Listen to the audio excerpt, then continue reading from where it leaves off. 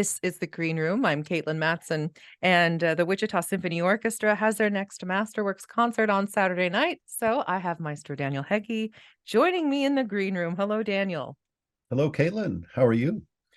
I'm doing really well. Happy holidays. I know that you're probably very busy this time of year. You're busy most times of year.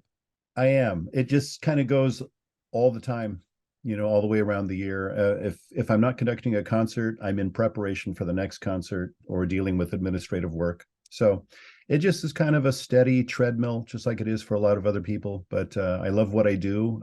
I love to do different projects throughout the year, and it's very exciting to get into the holiday spirit.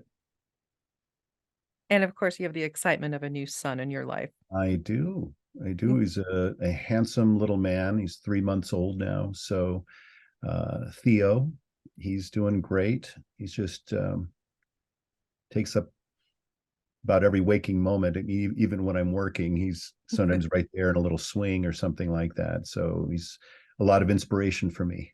I'm sure. And start him young too. Yes. He doesn't have any choice in the matter. He's probably going to be a musician. Well, he's either going to love it or hate it, maybe. I don't know. Because he's, Push him in the opposite direction. yeah, maybe I should. Overexposure. Let's Yeah. get back to, Let's get, to our concert. We could talk about babies forever. I'm a huge oh, we fan. could. Um, all right. So your next Masterworks is a tribute to George Gershwin. Yes, it is. And the last time we did this was in December or January, actually, of 2016. So we're almost 8 years removed from where we did any kind of Gershwin, extravaganza of any kind. So I feel like we're really due because Gershwin's music is so rich and vigorous and full of life. And of course, we're doing different works than what we did before. I mean, last time we played Rhapsody in Blue. We did some songs, but we played a number of other pieces. And this time we're doing An American in Paris. We're doing the Concerto in F, which is another piano work for piano and orchestra, not the Rhapsody in Blue. But we also have Lisa Vroman with us, and she's going to be singing some songs. So this is quite a different concert than the last time we did a Gershwin extravaganza. So people will hear a lot of different music. Gershwin wrote so much of it, and come on, how can you not just want to come back and hear more Gershwin? I know it's going to put everybody in the best mood. I think so. As far as a melodist goes, I would be hard pressed to find someone who is better at melodies. I mean, certainly as good. And of course, there are different kinds of melodies and different kinds of melodists. But we have to remember Gershwin was only 38 years old when he died. I mean, he was only 2 years older than Mozart was. And we also call Mozart a great melodist and a striking composer, obviously one of the greats. But it always surprises me when I see that factoid again, that Gershwin was so young and so full of promise and accomplished so much in his short lifespan. That is the shocking thing. You think about his catalog of works Oh, and just the songs alone, yes, not even including anything else. And to think that he was in his 30s when he passed. It is kind of mind-boggling how it is. much he wrote. He came to songwriting quite naturally. I mean, he had huge talent, just a natural ability to hear something and play it on the piano. In fact, that was what he got paid to do a lot of times, was to just play music for people, because back then, instead of pushing a button and hearing what things sounded like, you found some sheet music in the store, and Gershwin was one of those people hired to play through that music so people could hear what it sounded like. So he was great at reading music. He was great at listening to music and copying it and creating music, improvising. But what he really yearned for was to be accepted and respected as a very serious composer. And that's where we get, for example, the bookends of this program, which we start with An American in Paris, which is basically a big tone poem. It's like a huge overture of about 17 minutes in length with a very large orchestra. That's what we begin with. And we do the songs that Lisa Vroman's going to sing. And on the second half, we have her come back for one more song, just so she gets on the second half. And then we end with his Concerto in F, written in 1925. And with both the piano Concerto in F, which ends the program, and An American in Paris, which begins the program, we hear him really trying to be a great composer, not just someone who can improvise or someone with a huge amount of talent, but someone who is actually a craftsman at what he does, learning how to orchestrate, learning how to use formal structure so that he would be respected by the establishment. That's what he was going for.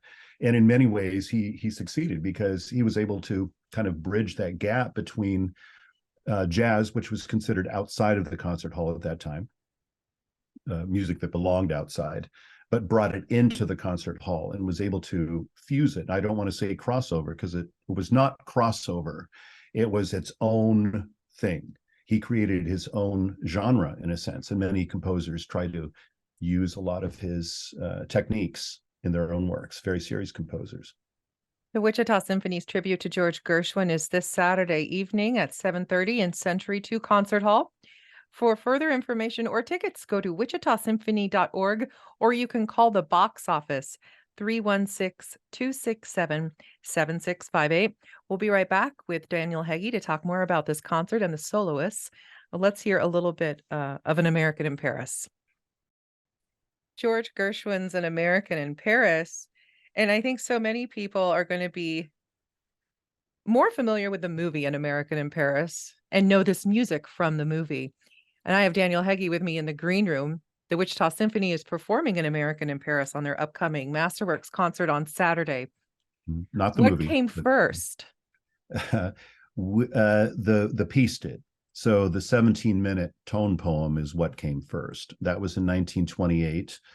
The movie didn't come out until 1951, but it won tons of awards for Best Picture, Best Use of Music. There was a huge dance sequence in there. Gershwin even remarked about An American in Paris as being a piece for it's like ballet for dancers without the dancers. But then later, after his death, it was actually danced to. Gene Kelly, most famously in that movie. So yeah, there was quite a period in between 1928 and 1951 when the movie was made in 51. So 1928, we go back 2 years before that. Gershwin actually went to Paris in 1926 when he would have been about 28 years old. It was his first time over to Paris, and he remembered being kind of bombarded by all the street noise and taxi horns and things like that, and just the general French atmosphere. And then 2 years later, in 1928, he went back, and when he went back for his second trip is when he sketched the entire piece, An American in Paris, this long tone poem. And he even brought back taxi horns from Paris and then used them in the orchestra. And so when you hear An American in Paris, when you hear the very beginning, that's the kind of introduction. So he's trying to portray the feeling of an American walking in Paris. He is the American in Paris. Yes, and you're walking in the street and you're hearing the taxi horns and you're hearing it in the orchestra. So oftentimes music is only inspired by certain things and it doesn't actually depict those things. It just gives an impression of them. And here we get about as close as we can to actually depicting what it would be like to be in that busy street and you're hearing kind of a certain amount of chaos and horns and things like that. But he really leads us through the entire tone poem. I mean, there are moments of homesickness, where he's very melancholy, but melancholy in this really beautiful way. It's not ever really sad music. It's just kind of very gentle and lyrical. And then it's, constantly kind of interrupted. It's like, well, now it's as though you're walking through Paris, taking a tour, and you see these beautiful scenes, and then it moves somewhere else. And so the music goes quickly all of a sudden. And then there are long sections of slow music and very bluesy kind of sound that ends very, very kind of triumphantly at the very end. So just a great piece to begin with. And it doesn't matter what kind of music somebody loves most. It doesn't matter what somebody's favorite genre is. This evening of Gershwin is going to have something that everybody walks away talking about and loving. Songs sung by Lisa Roman and his piano concerto, not Rhapsody in Blue, but his piano concerto in F, performed by Clayton Stevenson, who's a young, very exciting, young up-and-coming pianist. I really enjoyed reading about him in anticipation of this weekend.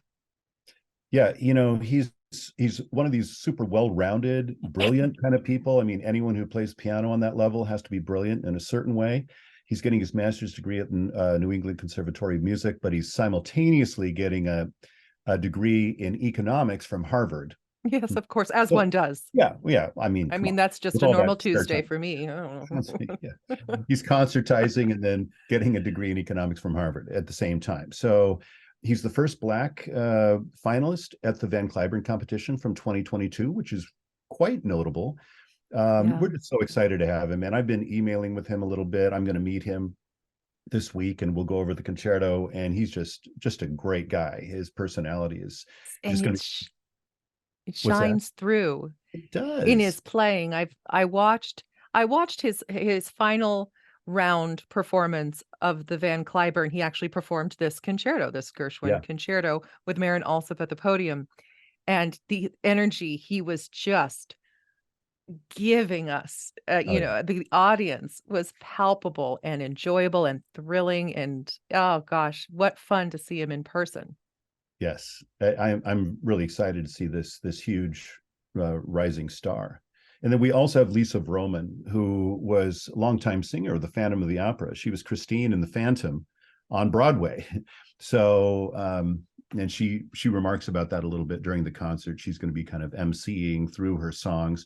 She's Mm. singing a number of them, 5 songs on the first half, 1 song on the second half. She's going to do I Got Rhythm on the second half, but she's doing another grouping of 5 of them after we do An American in Paris. So it's wonderful. Someone to watch over me, just another rumba, My Cousin in Milwaukee, and by Strauss.